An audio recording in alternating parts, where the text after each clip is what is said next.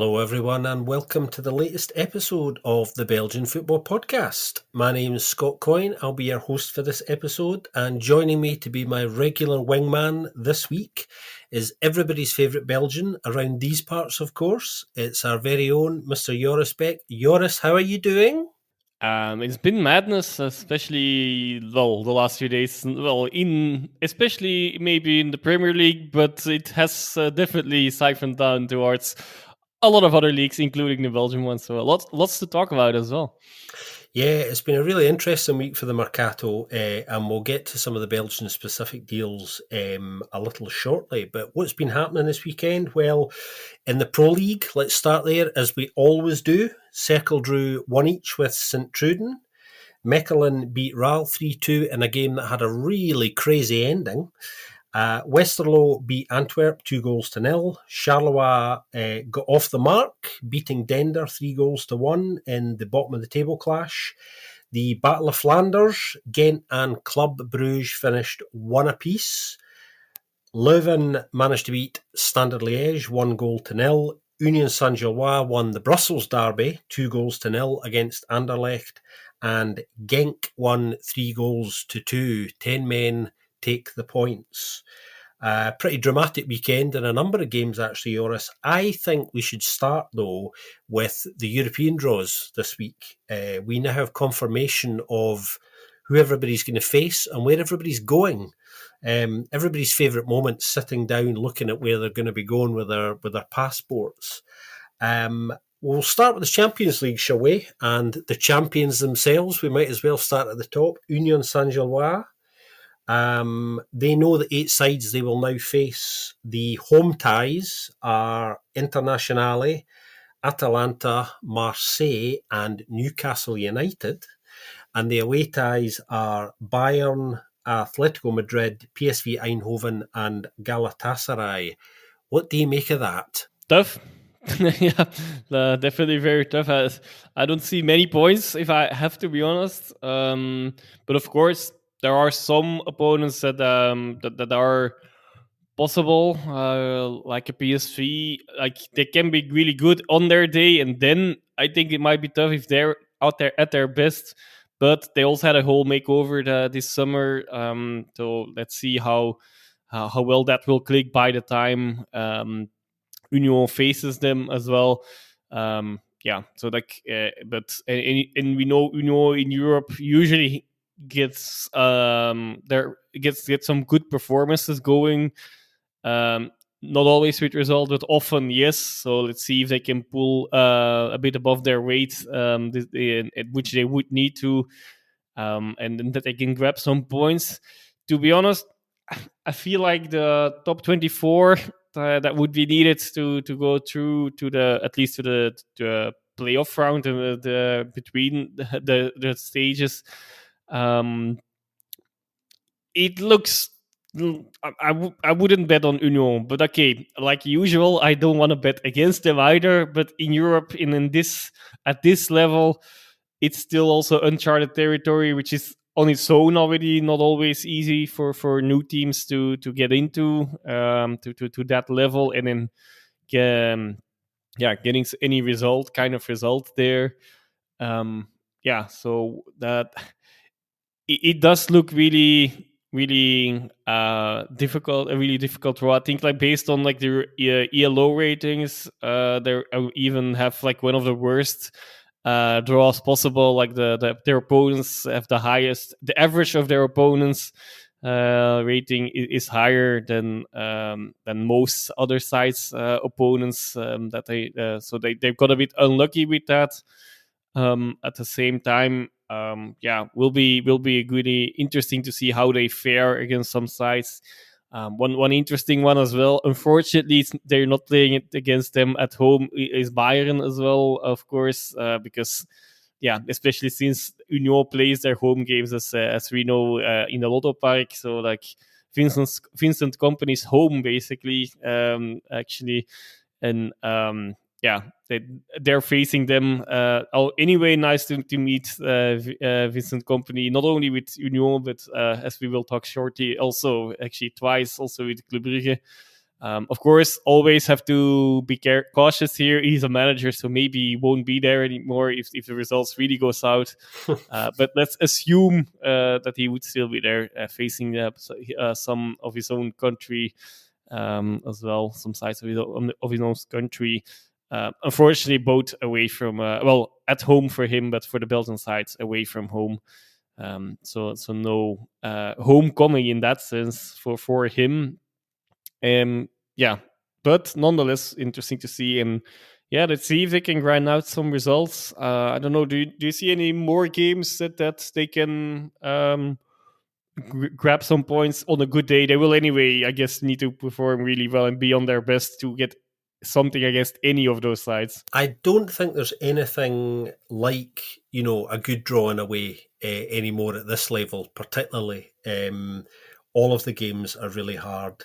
I think they're going to enjoy the ride. I think they should. I think it will make them a better side. I think for me, the thing that's going to be really, really interesting is just to see how Champions League football is going to impact on their domestic campaign as well, and being able to compete at the top of the table there as they want to do, and defend their title. Champions League football is very, very different. I think they have a good squad. I think what's worth highlighting about Union at the moment is generally their recruitment is kind of quite stable. They plan very far and ahead, and very thoroughly. And I think the interesting thing about this past window is there's arguably been a little bit more movement and disruption, if you like. Maybe disruption's not the right word, but interest in terms of incomings and outgoings than perhaps they would have liked. But that's the way the mercato goes sometimes, and we'll touch on some of those when we touch on the mercato and what's been kind of quite an interesting week. So yeah, I mean, I feel reasonably optimistic just because we know how good a side this is. I don't look at this and think this is going to be a bloodbath. I think they'll pull some surprises in there. Where they'll pull them, I don't know. I just think that this is a side that still has that in them, and I think they'll relish going to some of those away ties. I mean, going to Madrid away and to Munich away are big calls, and great away trips for them, which were really positively received actually when the draw was made. I did enjoy the fact that Marseille have to come to Belgium twice. Lucky Marseille. Two Belgian trips for them. Obviously, they're coming to Brussels to play Union, and they're also getting a trip to Bruges. So they're going to be coming to Belgium twice. So lucky Marseille. I enjoyed that. Speaking of Marseille, obviously Marseille coming to play Club Bruges. We now know that club's home ties are against a wee team called Barcelona. Arsenal, Marseille, and Monaco are calling. A certain Carlos Avina, of course, very closely connected with Cercle Bruges, coming back to the Jan Bridal, this time with his current club, Monaco. An interesting one for him, I'm sure, on a personal level. He'll be looking forward to that.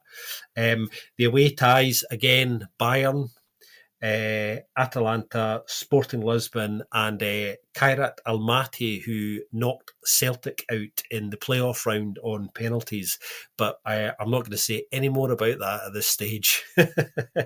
An interesting draw for club as well, Joris, and they've already proved over the last few years that it kind of doesn't matter who they get. They are, I think it would be fair to say, getting better at playing at this level by the sheer consistency of being there. Yeah, definitely. And okay, so like, I guess we can also add those to like maybe opponents that Uno can take points off, since they both play them. Like I see options, I guess, against both Atalanta and Olympique Marseille, for both sides maybe, as well. So definitely in Galatasaray for Union, coming back to that as well. Like, who knows? I guess sometimes they might be unplayable. Sometimes on an off day they might be very doable opponents. A bit of a two-faced side in general, I guess, like a club and on the field as well. that can turn up or not. And when they turn up, they're really good. If not, then yeah, they're also can be catastrophic for their own good. Um, but for Club Brugge, yeah, of course, yes, the consistency is showing as well. I think they move up in like the 4-year rankings, and up to like the top 20 now, I guess, with some notable absences. So that's already certain, and they might move up even more if they get some more points. But yeah, with, for example, Manchester United and Milan, AC Milan, not getting any points this year, they will actually leapfrog them in Europe. Yeah, which is at the moment not so important yet. But of course, I think since last year, counting, or is it starting this year for the next Club World Cup, that they are actually on schedule to reach that. Of course, many years to come. The 2 or 3 next years are then deciding as well, of course. But they're on track for that. Yeah, for Club Brugge, indeed. They seem to be a bit more settled in the Champions League. They needed some time for it, but the last couple of years, well, maybe even 5 to 6 years by now, that they really are getting good results against any kind of side. Like last year, they went through. They knocked out Atalanta, even in a knockout phase. Yeah, that's quite impressive. Will they be able to do that every year? Who knows? Like last year, like another opponent of last year, Sporting Lisbon. Sporting Lisbon as well. Uh, yeah, that's no. Sorry, I should not disrespect them because I know they don't like that. Sporting Portugal. The don't never mind my initial wrongdoings there, but they they um they faced them last year. They did well against them. Almaty is a great unknown. As a fan, I would love to go there. It's despite the big trip, and I'm sorry, Scott, also to mention that because I know your own side has well caused them to be here. Like well, cost them. They didn't take their penalties very well. Let's put it that way, maybe, and didn't play well before. But yeah, but like Monaco, Almaty, Sporting, Marseille, Atalanta, all of those five, I guess I see chances for Club Brugge. And then yeah, it all depends, of course. I don't know the exact schedule now when they face the other sides, Barcelona, Bayern Munich, Arsenal. When they're already happy with the position they are in the league phase, they might also not field their best players, and then they also have a chance. And anyway, like on a really good day, Club Brugge can get a result, whether that's a draw or a win against any side, um, if those sides are not at their best in these cases, I guess. And with the other five, I could see like Club Brugge if Club Brugge are at their best, they maybe even be the favorites or can be expected to get something out of the game. But yeah, that's so I see more chances there. Whether that all will suffice to get into that famous top 24, who knows? Last year they narrowly made it. We also don't know, of course. It's really difficult to say anything about that without knowing the points that would be needed. Club Brugge last year actually needed more points than anyone expected at this point of the season, and they did get them. So that's a good point, of course. But maybe they will need less, or even a little more, but most likely a bit less. I, there are chances for that, at least. I will put it that way. I see more chances for Club Brugge there than for Union at the moment, but who knows? Yeah, who knows indeed. And in fact, I think it's the seventh time in the last 8 years that club have qualified proper for the Champions League as well. And of course, we know that the one time they didn't, the Conference League season, they went all the way to the semi-finals. So, they really do have a kind of consistent European pedigree that they've developed over pretty much the last 10 years, which is quite impressive actually, and obviously it's kept them financially so far ahead of everybody as well. And we know that's ultimately why it's so important to just be there and to be part of it and to be part of it regularly, because the rewards are kind of considerable. We should, of course, talk about your own side, Genk in the Europa League. They've got I think, quite an exciting draw, actually. There's a lot of really evenly balanced ties that I think could have a lot of goals in them. So the home fixtures for Genk are Real Betis, Ferencvaros, Malmo and Bal. And the away ties are Rangers, Midtjylland, Braga and Utrecht. How are you feeling about all of that, Joris? Yeah, I was, as you know, I was hoping we could make it a BF3 trip to Scotland as well, even, but unfortunately, my own schedule doesn't allow for it since the week play against, well, your local rival side already, in a few weeks' time, so at the end of September, when I'm at another side of Europe, unfortunately. Well, unfortunately, maybe I'm not unhappy to be there instead of in Scotland at that time, I guess. Although at that time it still could be good, of course.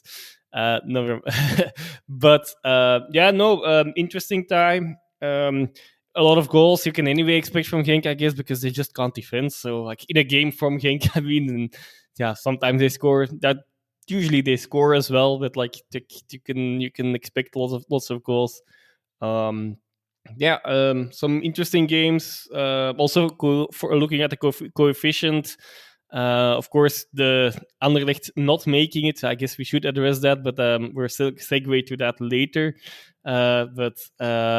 Yeah, does hamper the chances of a really good European year for Belgium. But yeah, Genk is facing both Braga and Utrecht from the countries that are of major importance for this year or for the next few years. If we keep a little bit more on track than on the track as we did last few years, we most likely won't have any season like the last couple of years this season. But let's hope we can at least get a better result overall than usual, like, or an average at least. Let's say an average coefficient year, in not a bad one.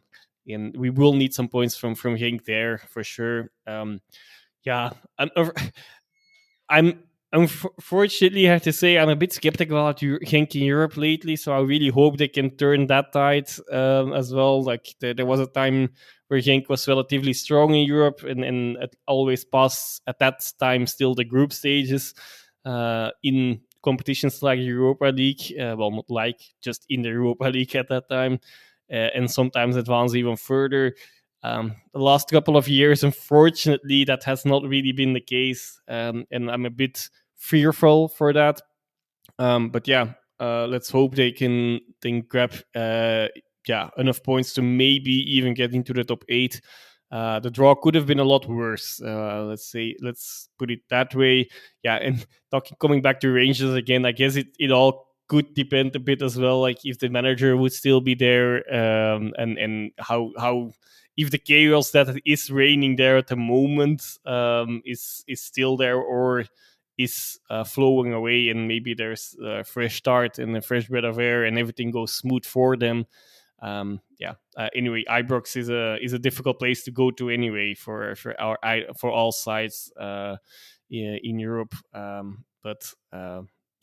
So let's see if Genk can manage as well as Club Brugge did. Maybe not with the same scoreline. I would not expect that, but at least that they can get a result there, and then that would be maybe a good start of the campaign as well. So that can put them on track. And yeah, maybe even for the top 8, and let's hope they at least indeed get to that intermediary stage, the knockout stage, playoff stage after February or in February. But yeah, that's it's possible. I don't see any opponents. Okay, Betis Sevilla, maybe. I think they are favorites against Genk for sure. Being finalists of the Conference League last year, and yeah, we've seen what they've done to Gent on that parkour as well. Of course, that Gent was maybe not the best measure either, but who knows which Genk will be there. But I really hope we can get some results and get some wins in Europe. I'm actually really, we need that. We Genk needs that. I need that. They now have like the second lowest coefficient going into this stage they had, which is just embarrassing, to be honest. And I really hope we can bump that a bit. And I see chances for that.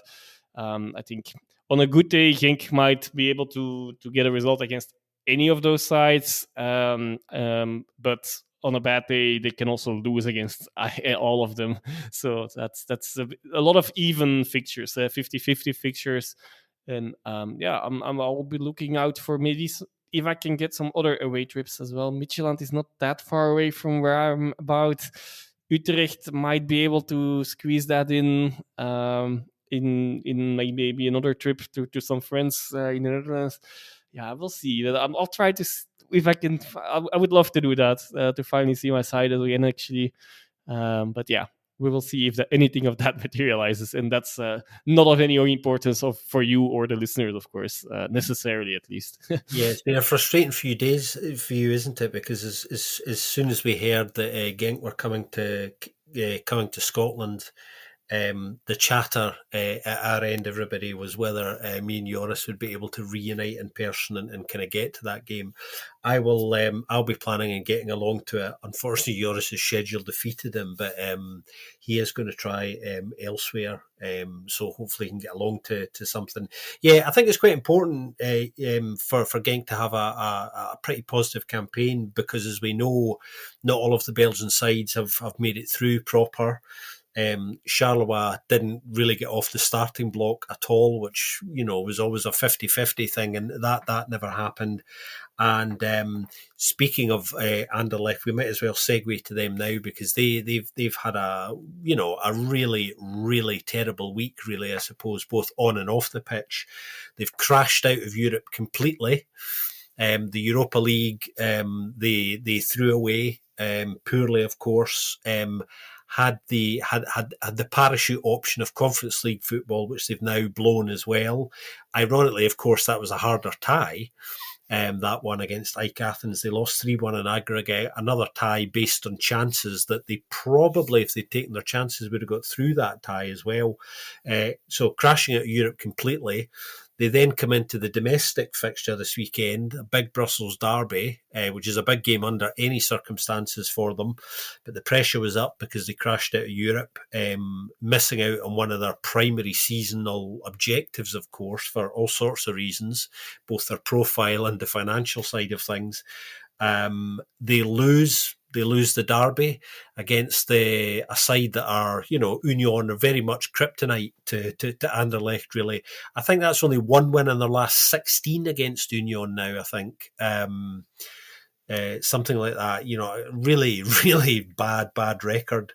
And then in the aftermath of that, it's announced that Chairman Wouter van den Hout has tendered his resignation to the board of directors, which they are yet to accept, but you would imagine that they would, because the fans really needed some bloodletting, and that toxic relationship that's been around for a long time between Van den Hout and the fans, I think, was certainly raised again. And as if all of that wasn't bad enough, and it certainly is as a recipe, it looks like a certain Casper Dolberg is imminently about to exit the building. Yep, lots of goings on. Of course, also getting knocked out by former Jupiler Pro League players as well. Damn, Derek Kutesa as well. He knocked Genk out with Servetje 2 years ago, and now he did the same with Anderlecht here in an even more important stage as well, of course. In Koita, of course, one of your former favorites, I guess you can say, in the league as well. A side you can lose to, and kind of I had to be honest with this Anderlecht side. I really had, even though I was hopeful, I guess maybe in the episode, I think I'm contradicting myself here, but I had a feeling straight after that home game that they failed to win, that they would not ever get that result over the line. I've tried to cover that last week, maybe in my words, but unfortunately, I should have gone with my gut feeling there to be a bit more consistent in my opinions here. But yeah, unfortunately, really did not show up. And yeah, lots of things going on and off the pitch. Indeed, Bertaccini out for 8 weeks or so. Dolberg seems to be finally done. Yeah, pending paperwork being sent. Yeah, well, all paperwork filed in time. Let's see if they can manage that at both Anderlecht and Ajax, I guess. Yeah, which is of course directly related. As well, they need more money now. They had budgeted for Europe, and yeah, they did not make it far enough to to validate that those funds, and they had like a short term credit note as well, I guess, for that, and yeah, they that was supposed to cover that. Unfortunately, they need to find other resources for that. So some players leaving seems to be the solution, the only solution they have. Interesting to see what they will do now as well, I guess, in the with that money because they, I guess, the transfer market in Belgium, of course, is still open for a few more days. Yeah, and I would assume they will get another striker or even recall Goto already, even though I've heard even if they would do that, like pull a Mark Gui like Chelsea did with Sunderland, recall him straight away. That there would be quite a hefty sum, well, to be paid for that to happen. So, given circumstances, I do not expect that necessarily, but yeah, at the moment only Vasquez is there, and even he was, maybe still is, I'm not sure, but rumored to be going out as well. Yeah, I'm not sure if they will allow him now, of course, since there is just no one else at the moment, except, okay, they can maybe pull a rabbit out of the hats of the youth of the futures, but I'm not sure if there's any striker ready there, or they might have to find some more alternative solutions inside the squad. But yeah, difficult. And yeah, the Union game, yeah, they had started quite well for the first 2 minutes, I guess, and then unfortunately they gave away a penalty, and the game was it was not completely over. There was one there that, to be honest, they were not performing that bad on the pitch for some amount of time. They had some chances to equalize as well. A really good save from Scherpen, I remember, on Hazard, I think it was. Were a bit unlucky with some hitting the post as well, and like yeah, disallowed goal from Vasquez, which was a clear offside ultimately, but still it shows that they were pushing a little bit until the 2-0 fell, of course, and yeah, then everything fell apart a bit as well with with the two red cards to double yellows inside the 2 minutes, 3 minutes, 4 minutes maybe max. But yeah, just throwing it all away and jeopardizing their next games as well, or at least next game a bit as well. So not only this one. Yeah, that's all everything on the pitch. Also on that game, though, I have to keep repeating it because I don't know why referees are still not doing anything about it. But Burgess did something, did more than one thing here again. That's you can't get away with that, but apparently, like, they still don't know, or they just allow it. I don't know what's happening there, but that's very frustrating for a non-Union supporter to watch. But not only that, just like I guess, like, I think he really put on a show to get Hazard a yellow card. Yeah, okay, there is this one I won't say too much about, but there was at least a potential penalty call which has been given, let's put it that way, in other cases, but in this case not. But okay, that's okay, that's still interpretation maybe a bit, and that's that. But yeah, just he got away with it a bit too much again in this game than he should have. Not it's not our task to mention that necessarily or do anything, but just I like to signal it once in a while so that it hasn't changed. That's for sure. Yeah, Uh, some things never change. He had a really interesting kind of tussle all through that game with Torgan Hazard, actually, who I don't think handled him very well, actually. He did allow himself to get pretty wound up, of course, and you know that thing about just don't get involved. Well, because he got wound up, he chose to get involved, which was kind of Yeah, unfortunate that's for of him. course another thing. Yes, when Yeah. that's all the on the pitch field things, and then the Van den Houten stepping aside thing. Yeah, we will have to see how big of a how the letter, the mail that well was made public. The full mail email was not very well promising, I guess, and I feel the main thing is you can really see now it was already not even a public secret anymore, but just it was already a bit open, but like the internal struggles with Mark Rutte, who also confirmed that now, like he would on Friday have the meeting for about the presidency of Van den Houten. But the main thing still remains a bit. Even if he steps aside, he still is a big, still minority, but still shareholders that might be able to block some decisions in the future as well. So like in the boards, like he's still. He's not. He won't be completely out anyway, and by the looks of it, he's not going out with a fight without a fight for sure either. So but interesting times to follow. Whatever this so far seems to be more of a symbolic gesture, and okay, it is. I guess for some Anderlecht fans, a step in the right direction, but unfortunately for them, it's not the final step yet. And yeah, just we will have to see how this all evolves for sure. Again, it has been a lot of moving pieces over the past couple of years anyway at Anderlecht in the board, and then off the field, all kinds of coordinators, and then CEO, sports, non-sports, and all divisions basically inside the club that have something to do with management or the on-field business.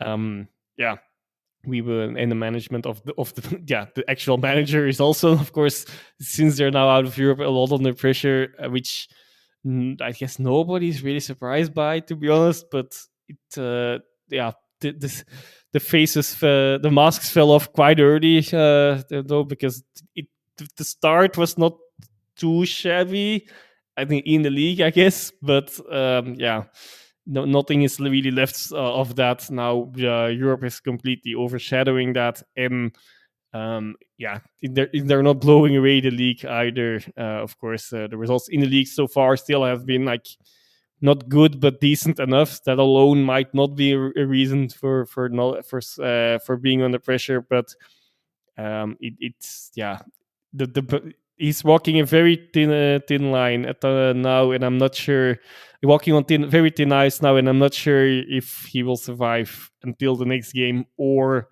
the games after that, because the tougher schedule for Anderlecht also starts now in the league. Yeah, absolutely. It does actually. If you look at their next 5 fixtures, they've got Genk, Antwerp, Leuven, Standard, and Inform St. Truden. So not potentially not a lot of points in there. Actually, that is not an ideal schedule under the circumstances. And in fact, as far as Europe's concerned, I think that's the 5th time in the last 7 years that they've failed to qualify for European football proper as well. So it really is becoming much like the opposite with Club Brugge, where it's becoming a consistent success for them. In Anderlecht's case, it's becoming a consistent problem. There's no doubt about that, and the pressure on Hazy is now, absolutely red hot. And in fact, I remember saying after the fixtures finished this weekend that I thought there was a real chance he'd be gone before we sat down to record this week's BFP. But he's still there. Besnick's still there. Whether he's there this time next week is another matter as well, because they do have a big game this weekend at home against your side, Genk. Speaking of managerial changes, We have had our first change of the season, which happened pretty quickly after we recorded last week's episode, which is why we didn't feature it, everybody, in case anyone was wondering. The first departure is at Standard Liège. Mircea Rednic has left the building after only 5 games and has been replaced by Vincent Everard, of course, who comes to Standard from Dender. Vincent Everard was a candidate of interest in the past, actually, for that role, but he has finally won that role. I suppose a couple of things in this, really, Joris.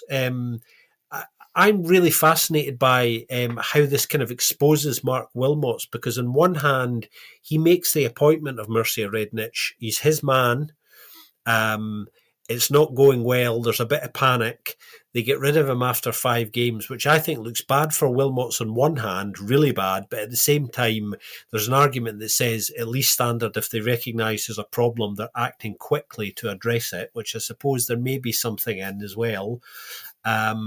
And then Vincent Everard, very interesting choice. And I say that just because he's not necessarily somebody in terms of his managerial profile who would kind of fit that role. If you look at his background, obviously he's come from Dender, but prior to that, he's at Zulte Waregem, RWDM, Leuven, and Cercle Bruges, all clubs that have very different expectations to a club like Standard. So being now at Standard, obviously they're expected to dominate games, to be entertaining. All of those things that the previous clubs he's been at have not necessarily been particularly important or factors you would necessarily judge a coach on. So he's an entirely different environment. Having said that, I think he's earned his opportunity because he's one of those coaches who's been around for a while and is generally quite underrated. So it's going to be really interesting to see how he copes with the demands and expectations of an entirely different environment. Yeah, not an easy environment to go to. Of course, we were talking about the possibility of Rednic going last week, and I think you also mentioned Evraar as another one that would be under pressure, and how they just, well, one of them switched roles, and the other one is indeed out. So those pieces fell nicely together, like the minute after our recording, more or less, as usual. But but see if he can do something. It didn't look good in his debut game. Standard was quite bad against Leuven, who we know is also not having the best of starts, even though they seem to be crawling out. Just touching a little bit on them for a minute now, like they seem to be crawling out a little bit, getting some results and actually even some good football at times now. So maybe there's some. That those are good signs for sure for Leuven. But yeah, we're not really here to talk about them. One of Evraag's former clubs, of course, though. That's one thing. It's really, in my view, it's still a bit of a chance of a lifetime for him. Like so far he has with changing success, I guess, like mediocre success, sometimes really good, sometimes it hasn't really worked more at smaller clubs. In or about the relegation zone, or on the other end in the second division, in the Challenger Pro League, at the top sides there, and then getting them promoted or in the fight for promotion at least. So this is really a first chance at a club that's really aiming for more. Tricky step, but he has to take it, of course, it's a bit of a wormhole to stop to go into as well, though maybe Standard is not the most stable club either, maybe he sees opportunities there, like if the Rednic is really just on those last 2 games that he managed. That is a bit harsh as well, of course, because Thomas Henry was not present for, well, 1 game for sure, and like most of the other game, which they were expected to lose on paper, at least anyway, as well against Union, where we got his red card. Now he will be back soon. Maybe things change as well, because he's really their main man up front. whether that's enough or not, or on the long term, that's indeed a question mark still, but it gives them a lot more power up front anyway. And yeah, let's see what Urgar can do here. I'm not super convinced, and it's still very strange. I understand him though, like we were talking about last week, and chatting about as well. Like he really is was in a bad position at the dangerous position at Dender as well. Of course, the expectations are less there, but yeah, the results were really not coming this season yet, and that has not really changed yet either. But yeah, maybe they would have had a little more patience. So and let's see if Wilmots has a little more patience this time as well with him, if he would need some more time, as like his first game actually seems to show. But yeah, now of course with an international break, there is some more time as well to work on a few things. Yeah, I think it was interesting to hear his post-match comments after the defeat to Leuven. I think he was generally kind of quite satisfied. He was highlighting the obvious issue, and that was that offensively they were particularly poor with their choices. And of course, Thomas Henry playing against his old side Leuven that he did so well with. You would never really known he was playing. He was literally invisible. So whether that was through choice or just an off day, who knows? But yeah, I found that slightly amusing this weekend as well. But yeah, it's going to be really interesting to see how he does. And I agree with you. I think from a personal perspective, opportunity of a lifetime there for him, going to a club, a big club in Belgium, who, as everyone knows, have not been doing well in recent years, but still carry a big pedigree and name with them, and that's obviously been enough to attract Vincent Everard. And yeah, seeing a manager who's never really managed in an environment like this, coming into one that's very different, as I was saying, to the previous roles he's been in his career, it's going to be really interesting to see how he adapts to that. Yeah, and as Joris says, he'll be hoping that he doesn't just have 4 games left, because he's had one down and he's lost that. So yeah, we're looking forward to a home fixture next, that's for sure. We should touch on Player of the Week, Joris. I should ask you, who is your Man of the Week? That's a really good question, because it wasn't an easy pick this week as either. But I think I will go. No, okay. Now I'm here, so I'm not thinking anymore. I decided I'll go for Ross Sykes, the central defender of Union as well. Of course, who had a really good game against Anderlecht. Both offensively, actually threatening as well on set pieces, as he usually does, but also with a shot this time. That he didn't score, but that's of course not his main task. But also defensively, won most of his duels. His passing was all right, which is not always the case, but in this game, it worked out really well. And yeah, so Ross Sykes, yeah. Also, it was I wanted one of the bigger games of the weekend, which is only a small factor in my decision in weighing, but it's still a little factor, and I guess that's tilted this time. The weight a bit towards picking Ross Sykes here as well. He really had a good game, and yeah, they had a clean sheet, of course, as well, which is the main task. Even though they did need a Scherpen and some luck at times as well. But yeah, that's really the shout of this week. Yeah, hit the woodwork as well, of course, with that shot. So himself. Yeah, he was good, and I noticed as well. We were talking about his close teammate Burgess, Big Christian Burgess, earlier. He's been taking a leaf out of his book this weekend as well. Rossi Sykes was getting involved in a few scuffles around Torgan Hazard as well, that he probably shouldn't have, but kind of couldn't help himself, coming to his teammate's aid, which again was kind of quite amusing, I think.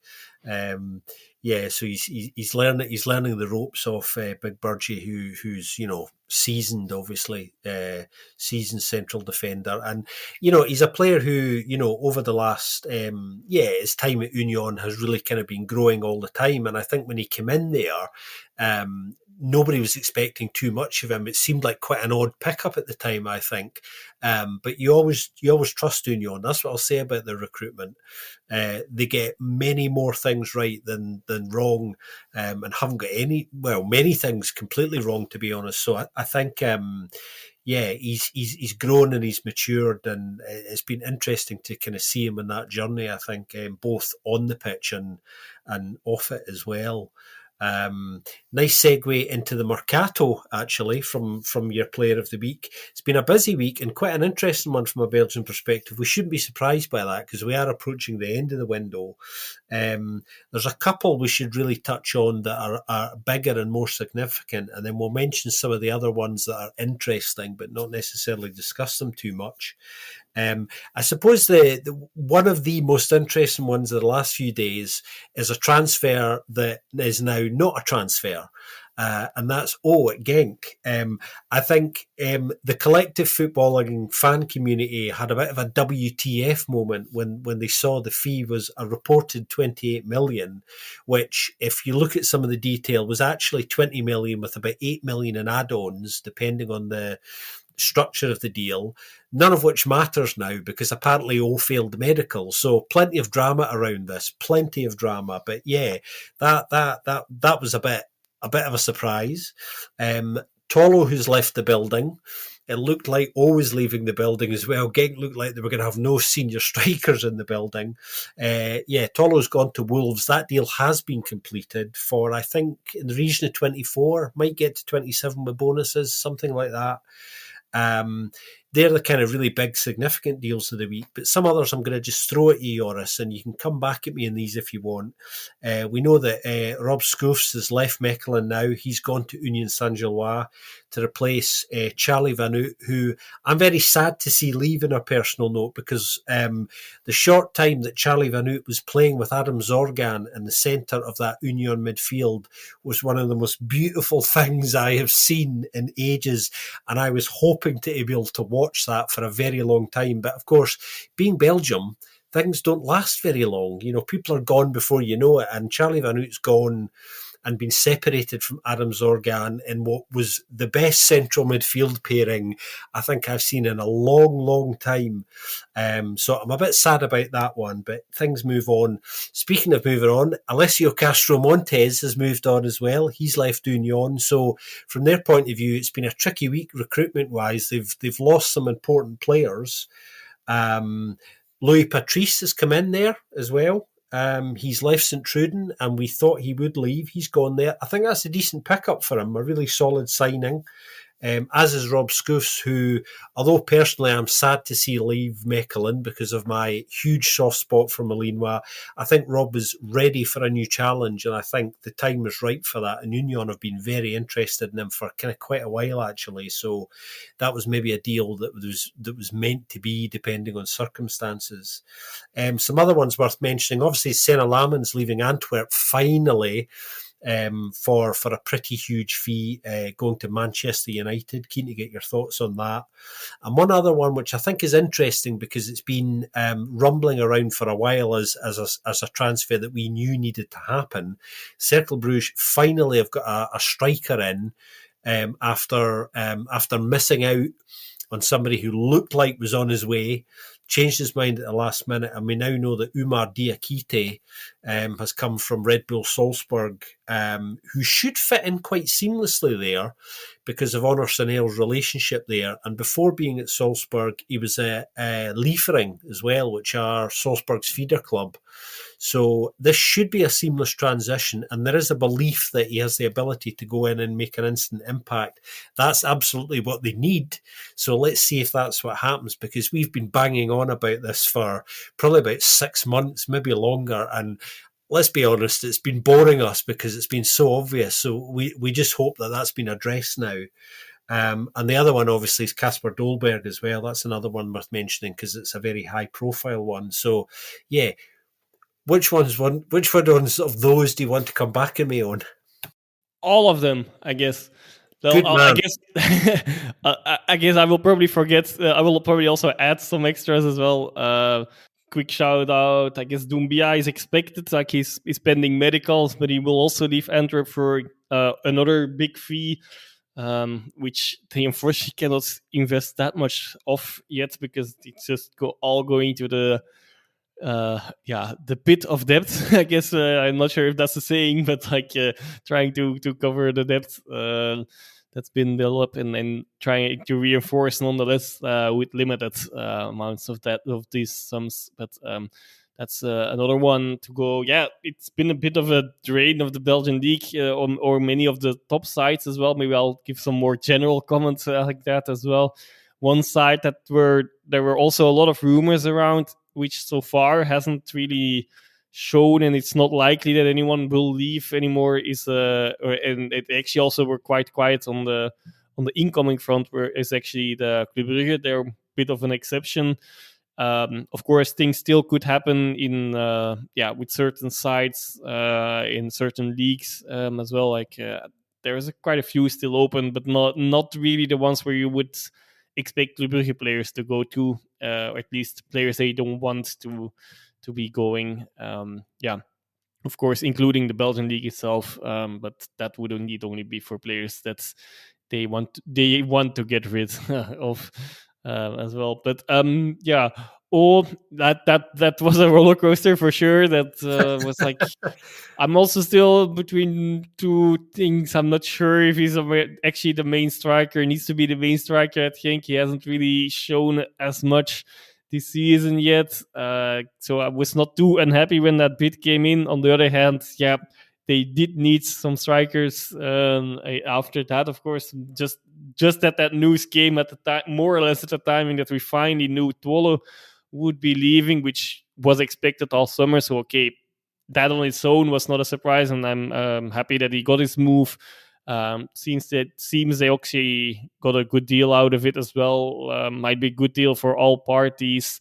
We'll see about Wolves, of course. That's up to Tolu and the Wolves, of course, in themselves. But at least financially, and like it's a good thing that for his ambitions, trying to achieve his ambitions, an understandable step as well.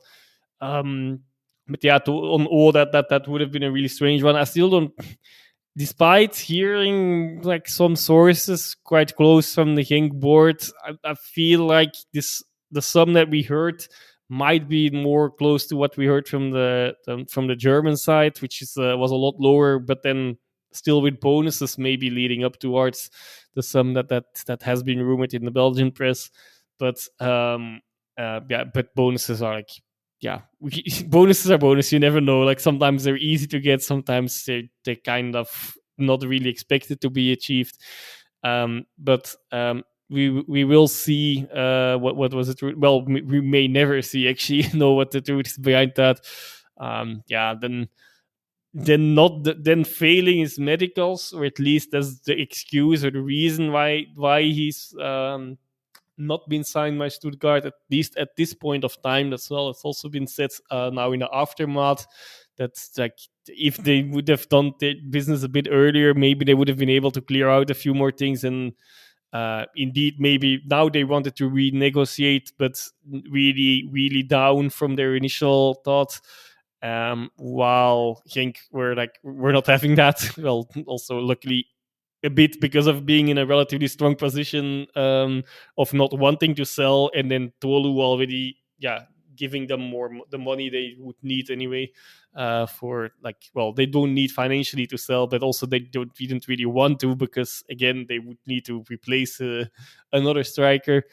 That will be it's mainly a big one on the player, I guess. Let's see how he will come back from the international break. He's away with South Korea now as well, of course.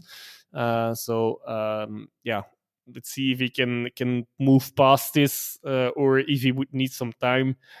He didn't feature this weekend, but that was still in the eye of the transfer, with the eye on the transfer as well, and gave his goodbyes even to the fans I don't think anyone is really unhappy that he's still there on a sportive level. Of course, it would have been a good boost for the club financially as well.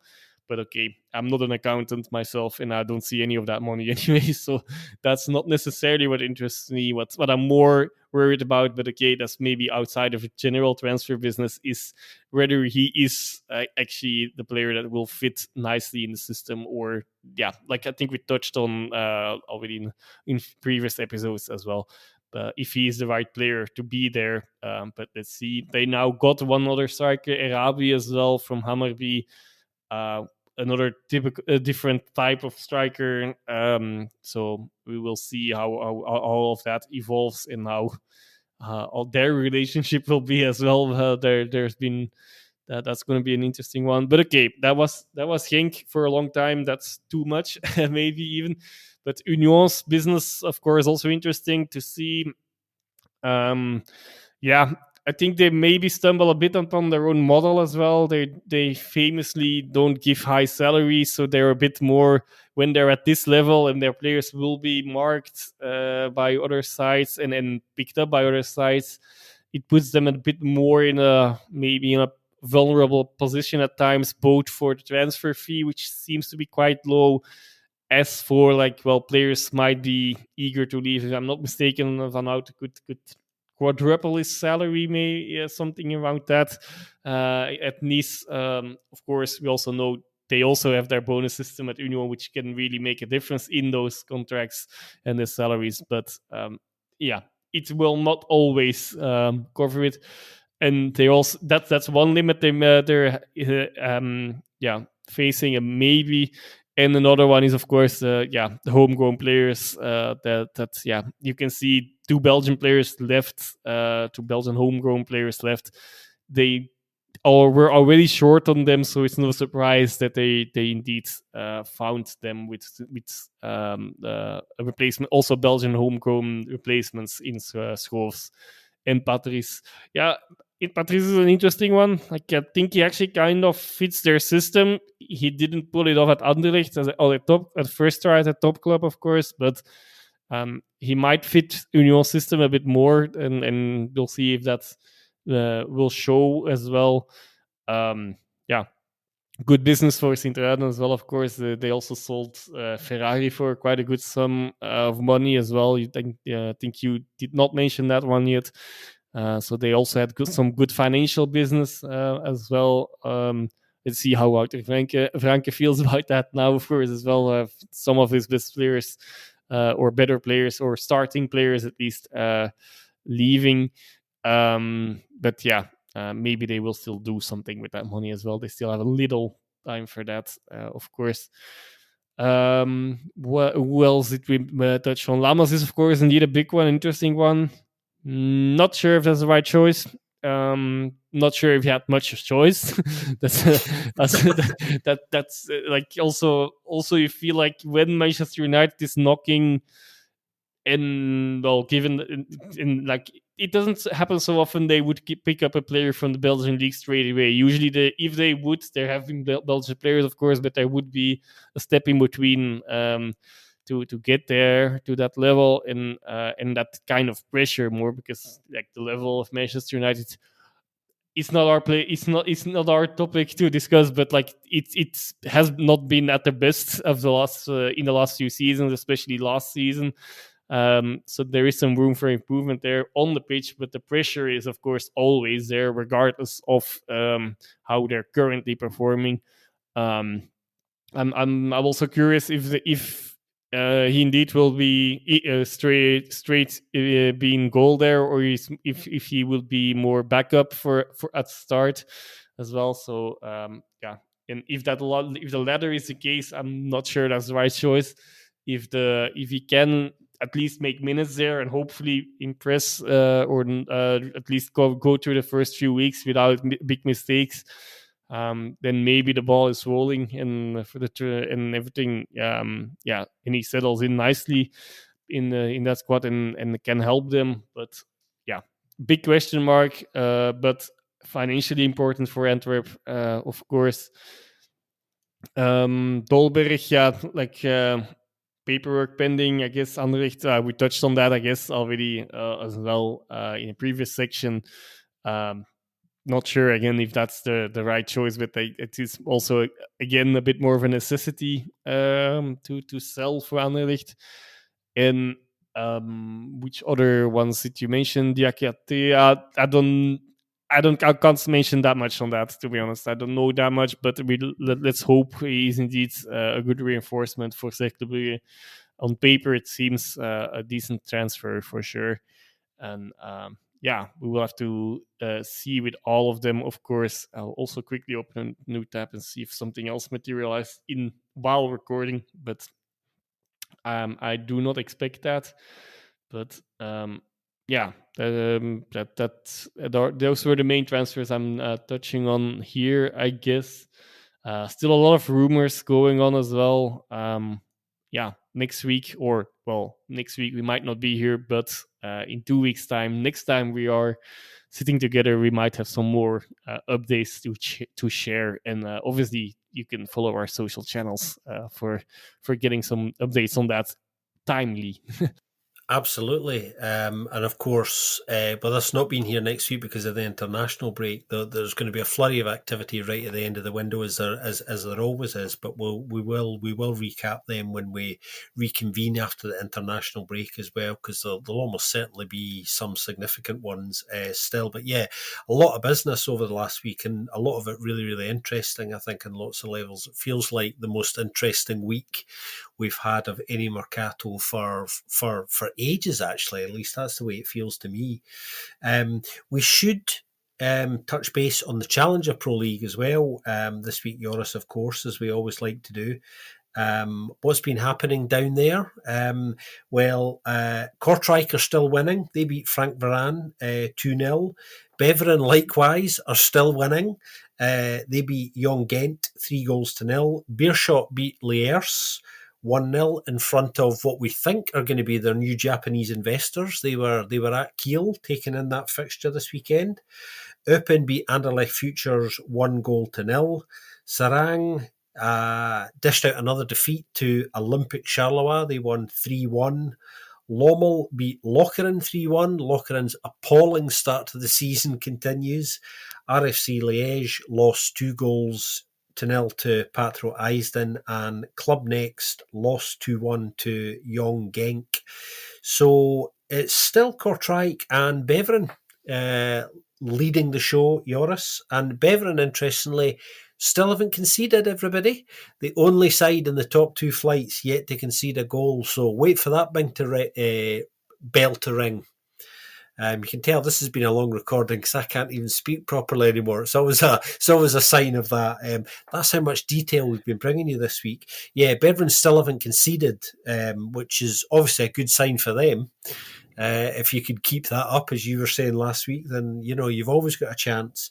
And the big news certainly off the pitch is kind of the news I mentioned about the Japanese investors at Beerschot seem to be kind of quite close to completing that now. And I think from a legal perspective, there's a good chance, from my understanding, that will be done before the mercato closes on the 8th. So certainly by the time you're listening to our next episode, there's a high probability that Beerschot will have new ownership. But again, we'll circle back to that as well. Somebody worth mentioning while we're on the Challenger Pro League, a certain Thierry Ambrose, who's absolutely on fire at the moment. He's got 5 goals in 4 games. We've been talking about the fact that there's a strong possibility he might not see the window out at Kortrijk. We mentioned St. Truden making some good money over the last 24, 48 hours. I think a little over 8 million. Between Patrice and Ferrari leaving as well. That opens up the way for a certain Thierry Ambrose possibly to go to Stein, because they've had an interest in him for kind of quite a while. That's been common knowledge. Yeah, interesting, of course. He hasn't been so lucky with his clubs in the Jupiler Pro League yet, of course. So let's hope that that's not a bad omen if that transfer materializes. Some sites have gone down with him there, but for various reasons, though. Also, nuancing a little, of course. No nuancing. Like he scored 5, but 3 of them were penalties. Of course, so that takes a little bit of the shine away, maybe. But I'm sure Kortrijk won't mind, and he himself not even in the slightest either.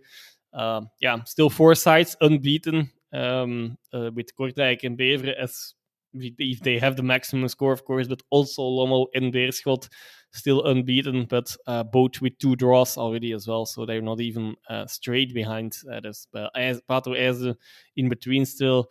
And at the other end of the table, still 3 sides that haven't won, haven't seen victory. Club Next, Lokeren, and Charleroi. Olympique Charleroi, of course. That's starting to get a bit of a worry. Although, of course, there's a big middle of the pack with like 4 points, which they can get easily if they get a few results together, for sure. But that's a quick update on the table, a closer look at the table as well. And indeed, but Beveren not conceding yet. Let's see when that will happen. I'm sure it will happen eventually, but when? Place your bets. Absolutely, place your bets, and also place your bets equally on which of those 2 sides, Kortrijk and Beveren, are going to drop points first as well, because they're collectively daring each other at the moment, and nobody's for budging. That's for sure. Another bit, I suppose, of reasonably significant transfer business in the CPL is Matti Serve at Beveren looks to be on his way out there. He hasn't completed yet. Mechelen seem to be the closest to getting a deal over the line there. There's been a lot of interest in him. There's been Italian interest. There's been other Pro League sides interested in him as well. None of those sides have met the valuation that Beveren are looking for, with the exception of Mechelen, but there are still some other sides in the mix. So although Mechelen almost have it over the line, that deal's not concluded yet. So we'll see where he does end up. We will certainly know by next time that we are together. We did mention that we will not be here next week, obviously because of the international break. Belgium have 2 World Cup qualifiers coming up. They have Liechtenstein and Kazakhstan. The squad was announced the other day as well. We wish them all the best with that. Not the most exciting or particularly high profile of games, so I would imagine the interest level in these 2 fixtures would not be what it normally it is. But before we give you all of our usual signing off details, Joris does still have one final short rant that he would like to give us, or share with us, because this is a cathartic space here at the BFP. We use this for many purposes. So I'm going to open the metaphorical floor to you, Joris, for this moment. Yeah. The little rant box, it's a bit of a standalone rant. It's a bit in a vacuum. It has nothing to do with transfers, as you might maybe have expected from this.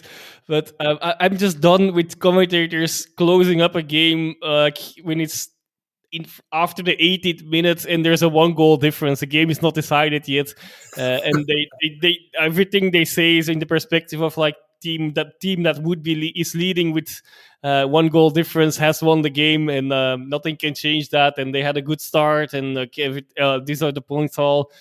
1 goal later, everything changes. Yeah, so now I'm referring to the specifically to the commentator in Club Brugge Gent, as you can imagine. They really closing up the game way too early. 1 goal changes. Yeah, of course, if it's 5-0, yeah, okay. When it's clear, so the side wins, you can make these conclusive statements a bit earlier on. Maybe I'll overstretch the rant as well. Man of the match votes before the end of a game don't make any sense because of the same reason. The whole game can turn around often, not always, but many games are close games. So I'm just done with that. And unfortunately, I can't do much about it, and this won't change anything. I just need to get it out of my system. This is just one specific example. It happens all the time, though. But this is the one example that's the metaphorical drop that made my bucket overflow.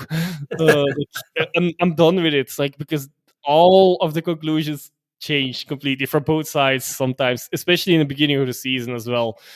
Still, like everything is still so tight. So like, yeah, one goal or two goals even in quick succession at the end of the game can really turn around games.